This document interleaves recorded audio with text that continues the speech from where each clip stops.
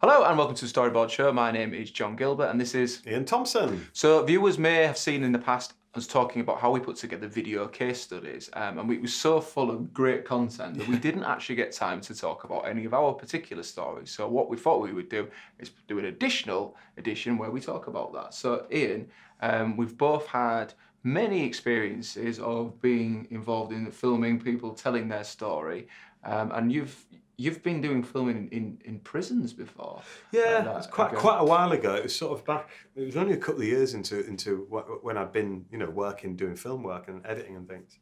And we used to produce these a series of films, and they were mainly aimed at young people who were sort of on the verge of offending so badly that they might go to prison and whatnot. We met an awful lot of weird and wonderful characters though. And like me and John were discussing our favourite interview stories basically the other day, and I was saying, I don't know whether it's my favourite, but I was saying one interesting story that I had once was we went round to this guy's house and he'd been in prison and he was out and he was doing all right, he was doing really well. And we were talking to him about his past life and about why he went to prison and whatnot. And we said to him, his job, by the way, was taxing dealers. So he used to go and rob drug dealers. That was his crazy job. So he used to go and tax dealers, and we said to him, like, is there ever any resistance from the dealers once you burst into their house or whatever, and you're asking for the money or the product or whatever, is there ever any resistance? And he said, no. He said, no, you tend not to get any resistance really. He said, like, because they all know, that not to mess about and just hand it over and this will save the sorting it out for another day. He said, apart from some of the younger ones. He said, some of the younger ones who don't know you as well, they might resist. He said, but it's all right because once you're, and he sort of went quite quiet, and we were thinking like, what? Once you what? What's he going to say? Why don't you just say it? And all of a sudden he just goes, once you're torturing them.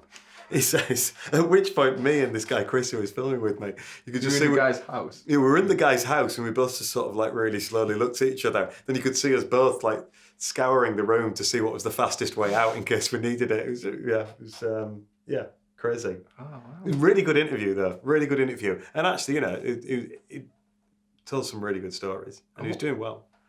If he's watching. Yeah, if he's watching, he's a great guy. He was a nice guy. He inspired me. So what did you follow that up with then? Did you just go, or did you go, I think... Favourite method, top 5 we did. We said, what do you mean? And he went on to tell us, about what they used to do. Is it too distressing for this show? I think it probably is, yeah. Wow, okay. So... I don't even think we included it in the film. I think we included a bit about torture, but we didn't actually talk about the way that they would. Well, no, I mean, from what you've told us about him, he's doing so well, and you only speak highly of this guy. Yeah, exactly, well. Maybe it wouldn't have reflected him in the best light. No. I mean, he certainly didn't tickle anyone.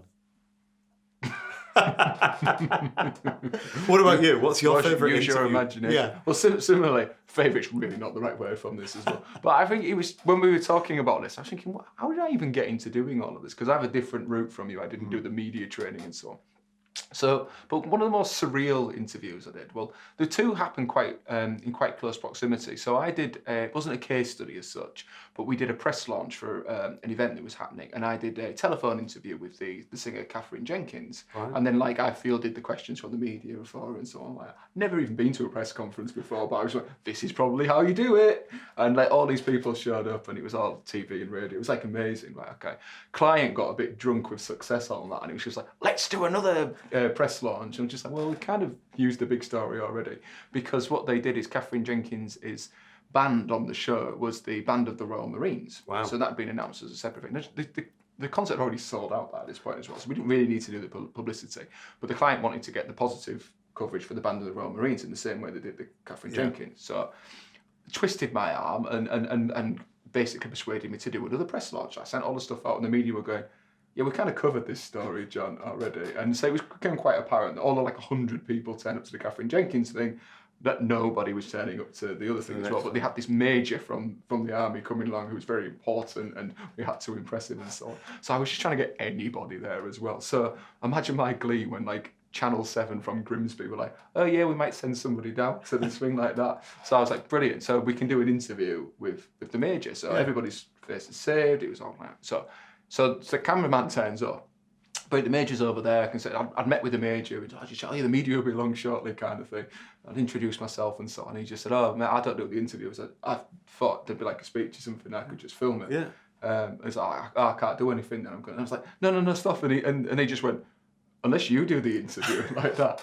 So I was like, yeah, kind of. So I went back into the Major. And I was like, "Oh, I've just come in for just here from Channel 7. He's just like, "Aren't you the guy that kind of set this up and stuff like that?" But you just put some of those glasses on with the fake nose and things. I'll just go and get the media if for only you. I did. No, I was just like, I just kind of walked with a limp through an accent kind of thing, changed my hair. I didn't, but it was like, and so I then had to interview this Major about, and we're all really excited. And we got away with it. And it was on, local TV, but it was on TV. So that was my first kind of job as a TV presenter. So you first, and my only job as a TV presenter, having never done that as well. I was helping you, and it was going to go on, and then you were in the running to replace Dimbleby in Question Time. Yeah, that's right, and something like that. No. So I've been John. This is Ian. Thank you for watching the Storypod Show. Thanks very much.